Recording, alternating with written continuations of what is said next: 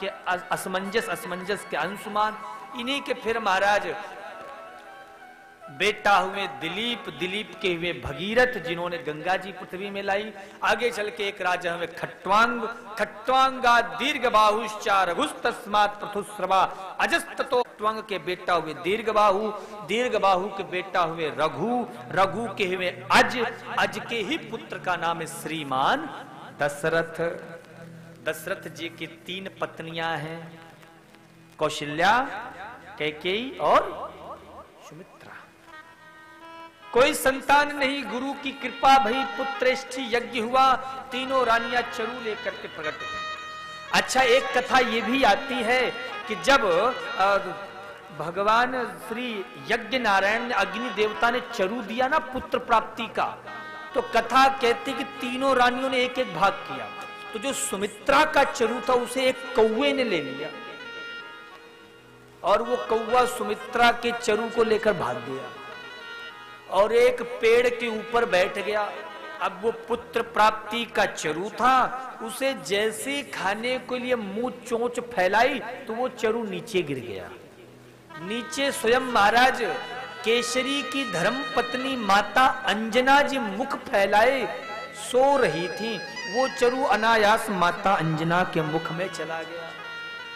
तो एक तरीके से देखा जाए, फिर इनके पुत्र वे हनुमान जी, तो एक तरीके से देखा जाए तो हनुमान जी राम जी के भ्राता भी लगे, भाई भी लगे एक रिश्ते से। इधर सुमित्रा रोती रोती आई कौशल्या के सिकई, हाय मैं तो क्या करूं, मेरा तो चरु ही कौवा लेके चला गया। कौशल्या के ने कहा बहन तुम मत रो, अभी हमने अपना खाया नहीं है भाग। तो आधा भाग कौशल्या ने अपने खीर से दिया, आधा भाग कैकेयी ने खीर से दिया। तो सुमित्रा के पास 2 भाग हो गए। तो सुमित्रा ने कहा कि एक बेटा मेरा दीदी आपकी सेवा में रहेगा, और कैकेयी की ओर इशारा करके एक बेटा दीदी मेरा आपके पुत्र की सेवा में रहेगा। तो महाराज कौशल्या के साथ जो कौशल्या नंदन राम, उनके साथ भैया लखन, और कैकेयी नंदन भरत के साथ महाराज भैया शत्रुघ्न रहते। कथा कहती है तीनों रानियां गर्भवती हुई, सुंदर शुभ नक्षत्र शुभ घड़ी निकट आया। क्या आई तिथि? नौमी तिथि मधुमास पुनीता, नौमी तिथि मधुमास पुनीता, शुक्ल पक्ष अभिजीते हरि प्रीता, शुक्ल पक्ष अभिजीते अवधूता। कथा कहती है कि राम जी अब आने की तैयारी करने लगे, पर राम जी ने सोचा मैं कौन सी तिथि में जाऊं। तो राम जी ने सोचा मैं कौन सी तिथि में जन्म लूं, कौन सी तिथि में अवतार लूं। तो भागवत महापुराण रामचरितमानस में भी ये चरित्र का वर्णन आता है कि नौमी तिथि मधुमास। नौमी तिथि क्यों?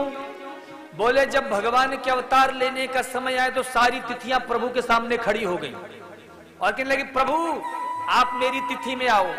दूसरी ने कहा प्रभु आप मेरी तिथि में आओ। सारी तिथियां कहने लगी नहीं प्रभु आप मेरी तिथि में जन्म लो। तीसरे ने कहा नहीं मेरी तिथि में। क्यों, क्या विशेषता है? तो सबसे पहले प्रतिपदा आ गई। बोले प्रभु मैं सबसे श्रेष्ठ हूं, मैं सबसे बड़ी हूं, इसलिए यदि आपको जन्म लेना है तो मेरी तिथि में जन्म लीजिए। तो प्रतिपदा है लेकिन मैं तो भाई दूज हूं, मेरी तिथि की बड़ी विशेषता है, इसलिए यदि जन्म लेना है प्रकट होना ही अवतार लेना तो द्वितीया में आई। इतने में तीसरे आ गए प्रभु मैं तो अक्षय तृतीया हूं, आप मेरी तिथि में जन्म लो, आप मेरी तिथि में आओ। इतने में महाराज इन चारों को पीछे करके पंचमी आ गई। बोले प्रभु मेरी भी महिमा कम नहीं है, तुम कौन हो? बोले मैं ऋषि पंचमी हूं, इसलिए आप मेरी तिथि में आओ। तो सारी तिथियां महाराज अपनी अपनी प्रशंसा करें, अपनी अपनी विशेषता बता रही। तो सब तिथियां तो प्रशंसा कर रही हैं, लेकिन एक तिथि है जो कोने में बैठी है। वो कौन सी तिथि है? नौमी। नौमी किनारे में कौन, मैं क्या कहूं आपके सामने आकर, क्यों? क्योंकि मुझ में तो कोई विशेषता ही नहीं। अब मुझ में कोई विशेषता नहीं है तो मैं आकर कहूं क्या आपसे? इसीलिए मैं आपके पास आकर के कोई सामर्थ्य नहीं जुटा पा रही। राम जी बोले सुनो, हमने फैसला कर लिया। क्या फैसला? नौमी तिथि मधुमास पुनीता, नौमी तिथि मधुमास पुनीता। तो नौमी तिथि है, चैत्र मास है, शुक्ल पक्ष है, अभिजित मुहूर्त दिन के नयन विशाला, कई दुई कर जोरी स्तुति तोरी, के विधि करऊं अनंता, माया गुण ज्ञाना देख अमाना, वेद पुराण बनंता, करुणा सुख सागर सब गुण आगर, जिहि गावे सुध संता, सोम महित लागी जन अनुराग, प्रगट भयउ श्रीकंता, हो प्रगट भयउ श्रीकंता, हा प्रगट भयउ श्रीकंता।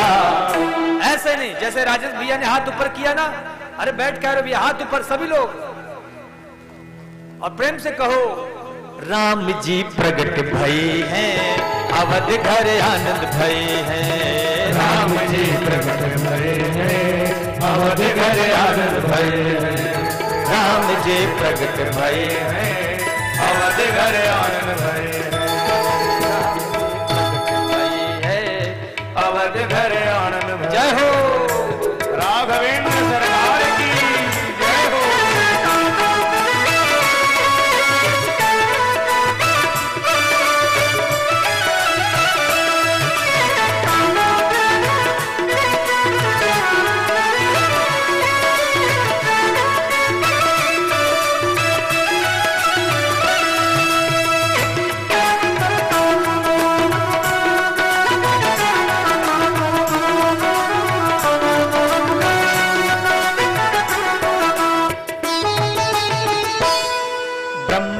निकाया निर्मित माया, रोम रोम प्रतिवेद कर, मम उर शोभासी यह उपहासी, सुनत धीर मत उपजा जब ज्ञाना, प्रभु मुस्काना, चरित बहुत विध कीन जय, कई कथा सुहाई मातु बुझाई, जय प्रकार सुत प्रेम न, माता पुण्य बोली सोमति डोली, तजहु तात यह रूपा, की जय सुलीला अति प्रिय शीला, या सुख परम अरूपा, सुन बचन सुजाना रोदन ठाना, कोई बालक सुर भूपा, या चरित जगावई हरि पद पाव, तेन पर ही भव कूपा, हो तेन पर ही भव कूपा, हा तेन पर ही भव कूपा।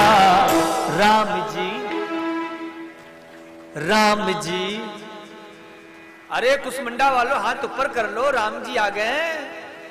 राम जी प्रगट भय है, अवध घर आनंद भय है, राम जी प्रगट भय है, अवध घर आनंद भय है, राम जी प्रगट भय है, अवध घर आनंद भय है, राम जी प्रगट भय है, अवध घर आनंद भय है, राम जी प्रगट भय है, अवध घर आनंद भय, राम जी प्रगट भय है, अवध घर आनंद, अवध घर आनंद, अवध घर आनंद भय। बोलिए अयोध्या नरेश सरकार की जय हो। महाराज भगवान प्रभु श्री राम प्रकट हुए, कैकेयी के भरत, उर्मिला के लक्ष्मण, शत्रुघ्न हुए, चारों भैया बड़े हुए। कथा कहती है भागवत महापुराण के अनुसार, भागवत में तो केवल 1.5 अध्याय में राम कथा है। तो विश्वामित्राध्वरेयेन मारीचाद्यः निशाचरा पश्यतो लक्ष्मणस्यैव हतो नैऋते पुंगवा। कथा कहती है माई बाप कि विश्वामित्र जी आए, राम लक्ष्मण को लेके गए, प्रभु ने वहां विश्वामित्र जी की आदेश को प्राप्त करके राक्षसों का उद्धार किया और जनकपुरी पहुंच गए। जनकपुरी में प्रभु का विवाह हुआ माता जानकी के साथ, और वहां से अयोध्या आए। तो अयोध्या आते ही महाराज हमारे राम जी को वन जाना पड़ा। 14 वर्ष का वनवास हुआ।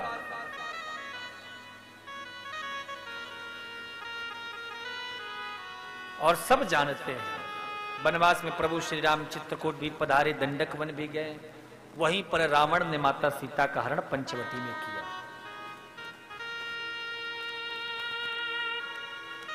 ये अगर आपको परिवार कैसे चलाना चाहिए, परिवार कैसे होना चाहिए, अगर आपको सीखना है ना तो रामायण खोलो।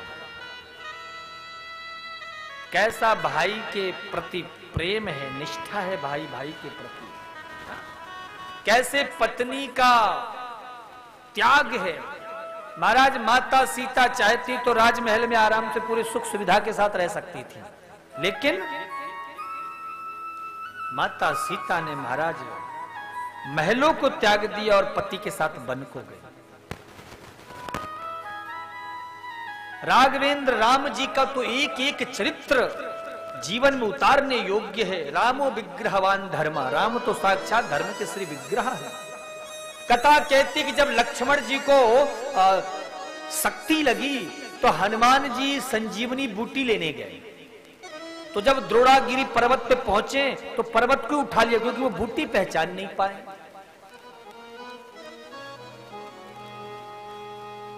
सुषेण वैद्य ने कहा यदि सूर्योदय नहीं हुआ, सूर्योदय के बाद यदि आए तो लक्ष्मण के प्राण नहीं बचे, तो सूर्योदय के पहले ही संजीवनी बूटी आनी चाहिए। तो हनुमान जी जब पहाड़ से पूरे पहाड़ को लेके आ रहे थे पर्वत को, तो भरत जी ने अयोध्या में देखा तो सोचा कोई राक्षस है, तो बाण मार दिया। जैसे बाण मारा तो महाराज हनुमान जी नीचे गिरे। भरत जी ने उठाया, जब राम का नाम लिया तो पूछा। हनुमान जी ने सारी कथा बताई कि ऐसी ऐसी घटना घटी, मां का हरण हो गया है, प्रभु राम युद्ध कर रहे हैं, लक्ष्मण जी मूर्छित हैं, कल सूर्योदय के पूर्व भी बूटी लेके नहीं पहुंचा ये पर्वत लेकर के, तो लक्ष्मण जी के प्राण नहीं बचेंगे। तो पता है भरत जी क्या कहते हैं? भरत जी कहते हैं हनुमान तुम चिंता मत करो, मैं भी तुम्हारे साथ चलता हूं, पूरी अयोध्या की सेना लेके चलूंगा और भयंकर युद्ध करेंगे रावण से। लक्ष्मण की माता उर्मिला पता है क्या कहती है? माता सुमित्रा, माता सुमित्रा कहती हैं सुनो, राम को कह देना कि वो चिंता ना करे। अगर लक्ष्मण को कुछ हो भी जाता तो मेरा दूसरा बेटा भी तैयार बैठा है शत्रुघ्न, मैं उसे भी भेज दूंगी। कौशल्या कहती है सुनो हनुमान, राम को कह देना अगर लक्ष्मण को कुछ भी हुआ तो वो अयोध्या में कभी पैर नहीं रखेगा, मुझे मुंह नहीं दिखाएगा, सूरत नहीं देखना चाहूंगी मैं। ये त्याग है। हनुमान जी मन में सोच रहे हैं ये कैसा परिवार है। सब लोग कुछ ना कुछ बोल रहे हैं, लेकिन लक्ष्मण जी की पत्नी उर्मिला वो तो एक शब्द नहीं बोल रहे हैं, बल्कि मुस्कुरा रही है। हनुमान जी बोले तुम्हारा सुहाग पर संकट है, तुम्हारे पति के जन्म और मृत्यु के बीच की जीवन की डोर चल रही और तुम्हें जरा सा भी कष्ट नहीं है। उर्मिला ने कहा हनुमान, क्योंकि मैं जानती हूं मेरे पति को कुछ नहीं होने वाला। क्यों?